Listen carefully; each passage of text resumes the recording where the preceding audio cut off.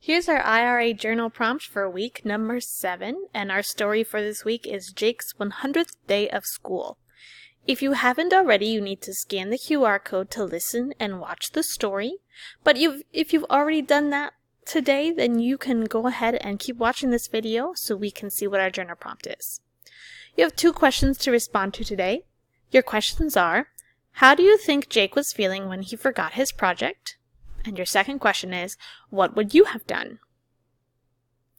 Okay, so since we're still learning how to create sentences, first grade sentences, I gave you a little bit of prompting so you can help to make great sentences.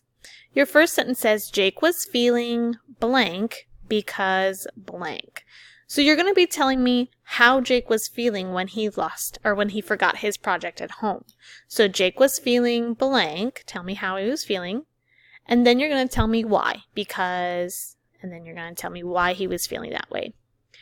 At the end of that sentence, please put a period because that's the end of your thought. Then the second sentence is going to answer this second question, what would you have done?